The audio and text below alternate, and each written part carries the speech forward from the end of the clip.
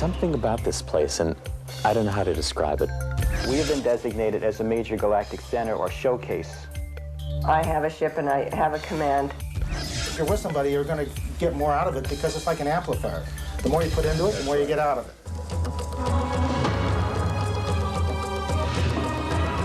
From the boundaries of the universe to the depth of your soul, embark on a journey through the unknown and unexplained as we explore mysteries, magic, and miracles.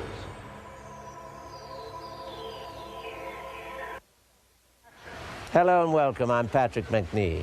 Today we'll discover one group's real-life version of the Star Trek Federation. And we'll put a modern twist on the age-old search for love potions.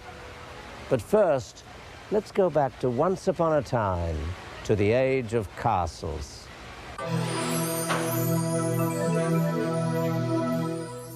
Through the ages, castles have conjured up a mixture of images, from dragons and dungeons to Cinderella and lavish balls.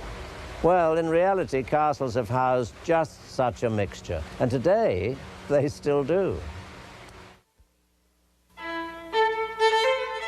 Castles scattered around the world, each of them telling their own story of gore or glory.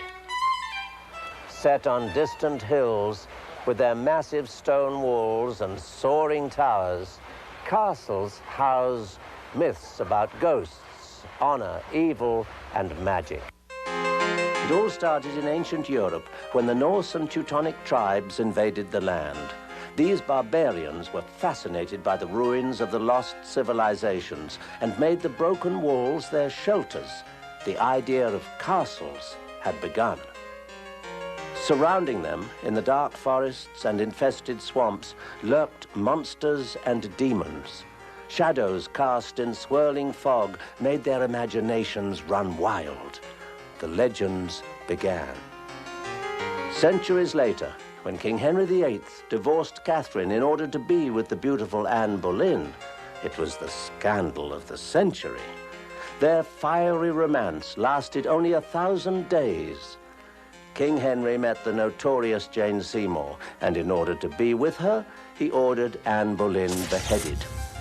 Centuries later, the castle is still said to be haunted by Anne Boleyn's ghost, walking the path to the guillotine. For hundreds of years, kings and queens reigned in their castles until a blaze of fire and rumbling of thunder began a war in Europe. Castles were destroyed, but people held on to the mysteries and magic of castles. Fantasy their only weapon against the grueling circumstances. There is also the darker side of castles. In the haunted corridors and dark dungeons, restless ghosts and demons rule. Dracula is the most famous of them all. In the lonely hills of Transylvania, a morbid castle is his home. As a vampire, he can transform himself into a large bat, crawling along the walls of his castle, prowling for unsuspecting victims. His objective? To drink their blood. His coffin, in the crypt of his castle, guards him against daylight. The sign of the cross and a stake through the heart could end his evil existence. Today, castles are still very much in existence. Although most are not inhabited, standing stark and scary, there are those that still conjure up the magic of fantasy. Far from Europe, in the hills of Hollywood, there is a castle, a magical castle. Entering a room with wall-to-wall bookcases, there is suddenly no way out.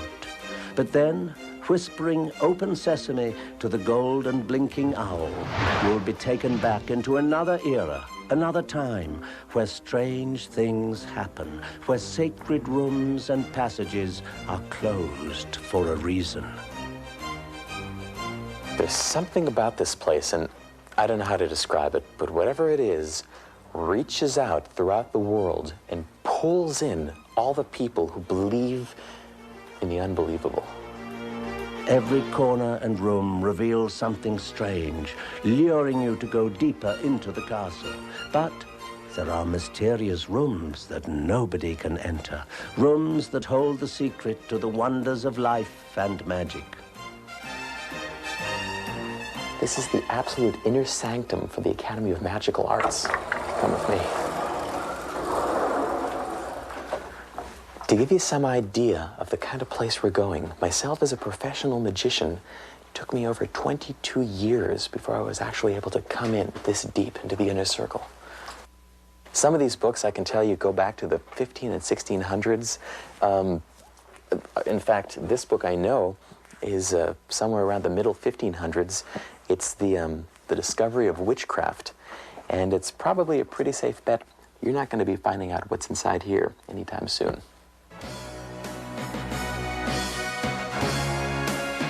With the element of castles, anything can happen, and everything is possible. We are only limited to our imagination. After all, a man's home is his castle, and every castle has a king.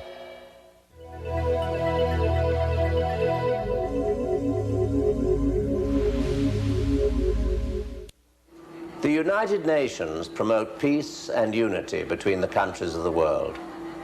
It is only a question of time before the planets of the universe require such a council for galactic matters. Who are we, and what is our role in the universe? Planet Earth is part of a great cosmic drama, and our journey to become part of another galaxy has already begun. Sheldon Neidl and Peggy McConnell have made it their mission to guide us through this journey. They claim to represent planet Earth in the Galactic Federation. The Galactic Federation is a group right now of over, or just about 200,000 star systems and star leagues whose sole process and purpose is to bring light into this galaxy.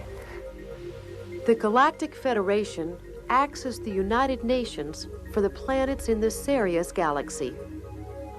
Sirius is a star system. It's approximately 8.3 light years from us. A light year is approximately 5.9 trillion miles. Sheldon says that in order for us to become part of the Sirius star system, we have to change. And that is where the Galactic Federation comes in. The Federation is here to help us shift as humans into our full consciousness. What is happening is we have been designated as a major galactic center or showcase for the entire concept of moving our entire galaxy. He claims the Galactic Federation has instructed him to prepare planet Earth for its major journey to another solar system. There is a telepathic link between Sheldon and Sirians. I was briefed by a whole group of Sirians. There's a Sirian computer ship way out in the outer parts of our particular star system, our solar system. So I'm constantly in contact, I'm constantly getting information, I'm constantly being told what's going on, both up there and down over here. The Galactic Federation has a tremendous task in this galaxy. Well, right now, they are controlling the different gates, stargates, which are the interdimensional portals through which all the different groups go. Both Peggy and Sheldon are in contact with the Galactic Federation on a daily basis. He'll get the ship's reports, where I'll get the counseling reports, or I'll get the medical team reports. I have a ship and I have a command. My primary purpose is counseling, and I'm able to communicate with the different civilizations, different planets, and different processes. Sheldon has been contacted by the Sirians since childhood. I've been afraid to say it to anybody because I thought they would say I was totally crazy. Most of us right now are here for a basic purpose. That purpose is to help this planet shift into its full galactic crystalline consciousness, as I like to call it, and also help all of us as Earth beings, as Earth humans, become fully conscious beings. Reaching full consciousness means major changes in our outlook on life and in our physical bodies. As planet Earth's electrical and magnetic fields collapse, the atoms and the composition of the DNA in our bodies will be modified to form a new body. We will not be living in the third dimensional reality, but in the reality of the galactic light. The fundamental physical changes also lie in the composition of our DNA. If we would just open our eyes and see that we are the blessings and we are the gift, that really is going to transform our whole galaxy.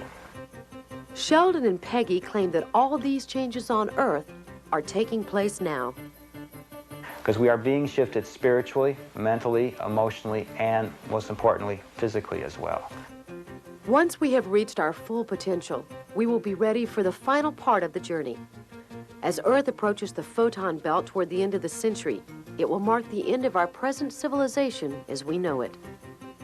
The photon belt is a huge mass of light and energy. It will be responsible for moving our solar system into a higher dimension, the fifth dimension. Our planet will move to a new position in space closer to the Sirius star system. Then we will be in a wholly new set of spatial relationships. Once our planet has shifted to the new position in space, we will become part of the Sirius star system. The Sirius galaxy is said to be a number of civilizations together, most of them looking like us in physical appearance. Some are smaller, some are bigger, some are almost transparent, some are even more humanoid looking, if that's possible, than we are. They have all different skin colors. They are basically our ancestors. They're also, as part of this entire civilization of the Galactic Federation, non-human groups such as amphiboids, you might call them like salamander or frog-type peoples, reptoid peoples. Sheldon told me that one Sirian council, Washta, has guided him through his life. Washta is a person I've been very close to since I was a little boy. I've seen more and more that the message that he gave me and is continuing to give me is a message of great, incredible love and hope for our planet. Sheldon feels that it will be easy to convince people of this incredible change because it has already started. They feel deep in here in their heart that it's true because they feel that experience inside themselves as well. And this whole new reality is our full conscious planet, our full conscious galactic civilization, and the final intermixing and contact with the whole process of our space brothers and sisters and ourselves coming together again. They say that we will play an important role in the Sirian galaxy. Because we're going to be the teachers the next round. And so it's very exciting to see, even in the Bible it says that the last shall be first. Well, we're the last planet to go conscious in the solar system, but the next round of our solar system will be the teachers to teach these other planets how to use free will, how to be loving, and how to be compassionate. They feel that the most important thing is that we are going back to where we belong.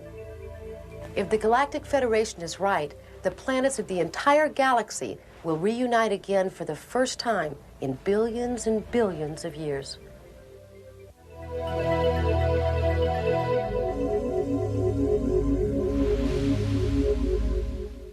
The starship Enterprise has been exploring the universe for hundreds of years. Star Trek has its own united federation for the purpose of bringing aliens from different planets together in harmony. 50,000 enthusiastic Trekkies around the world have created a Star Trek fan club where imagination is the only limit. Galactic expansion, which may soon be a part of our reality, intrigues anyone whose curiosity lies further than the horizons of planet Earth. For centuries, men and women have gone to great extremes to ensnare the one they truly love. What are some of the more modern ways to ensure success? Champagne and caviar, candlelight, exotic oils. We shall see. Technically, aphrodisiacs don't exist in this country. Yet through many centuries and in many different cultures, aphrodisiacs have been very much a part of life, just as eating or sleeping. As to whether they'll work, well, that remains to be seen.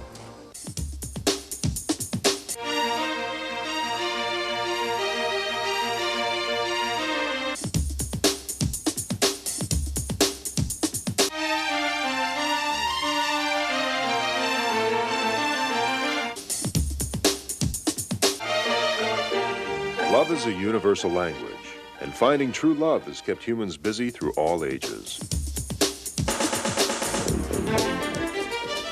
For each person to find the key and fall in love with another is what life is all about. Sometimes love makes us do strange things. We will try nearly anything to catch our true love. In former eras, magicians cast spells or created love potions. One potion to seduce the object of your desire was a mixture of dove's heart, sparrow's liver, swallow's womb, and hare's kidney mixed with your own blood. In practical magic today, we can cast a magic circle following the age-old tradition. Witches, wise men, and magicians made the circle to keep out the darkness and focus inward on light and truth. Drawing the magic circle of love is done according to ritual with all the correct implements. You draw the circle at night under the glow of the moonlight.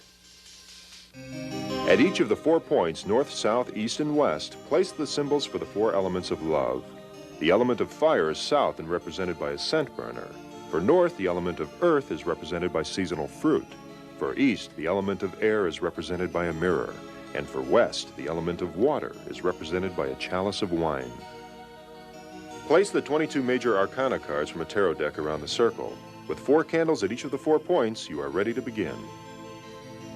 Light the candles. When you feel ready, acknowledge the presence of the 4 elements. After you say the ritual words, sit in the center and focus on the question at hand. Let your mind rest while you wait for an answer from one of the 4 elements. You can feel the answer with your heart or see it in your mind's eye. When you feel the element has answered you, let your hand be guided to a tarot card. Your reading will help you make the right magical essence or love potion. The love potions are filled with magic and herbs we still know very little about. There's a love potion for almost every kind of love. To find your true love, to heal old wounds, or to open your heart to passion. Making love potions requires certain tools. It is best to use ones made of silver, since silver is consecrated by the moon. While some of the potions call for unusual herbs, most use common ingredients like cherry blossoms, dried flowers, and wine. During preparation, you always follow your creation with a special incantation. Whether you say these words silently or aloud, they are important for the magic to work. In the quiet of the moon, with the flowers that there bloom, let me say the true words soon. The potion is now ready.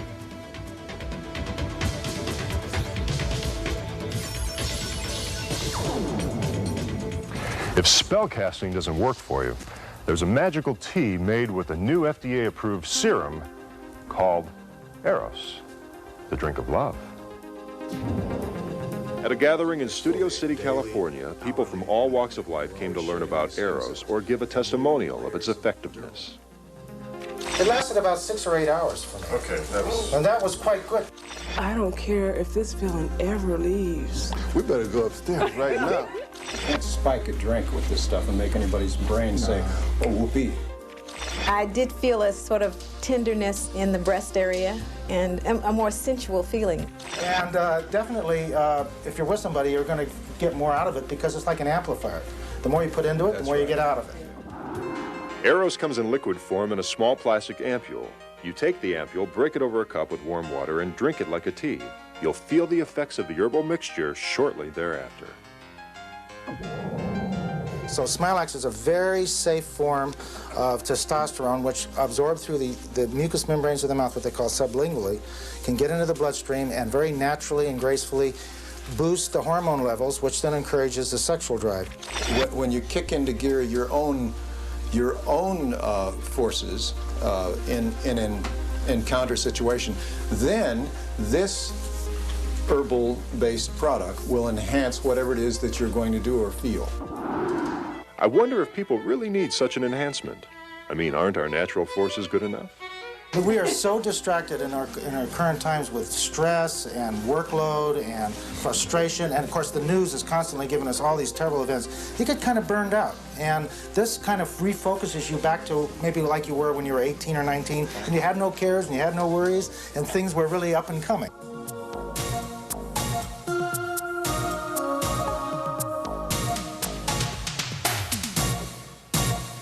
So anyway, I'm going to give one of these a shot and see what happens here.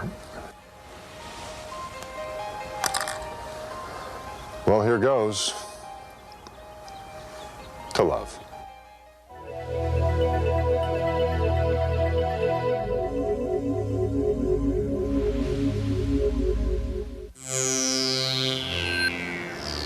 Another type of magical device for love is a talisman or lucky charm.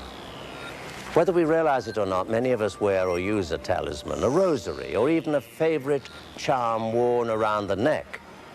The power of the talisman comes from our own emotion. We can make a love necklace in order to empower our lover with sexual energy by wearing gems, crystals, beads, or shells.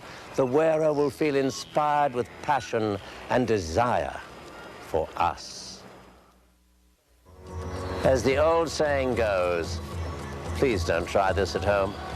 I'm Patrick McNee. Join me next time as we discover more mysteries, magic, and miracles.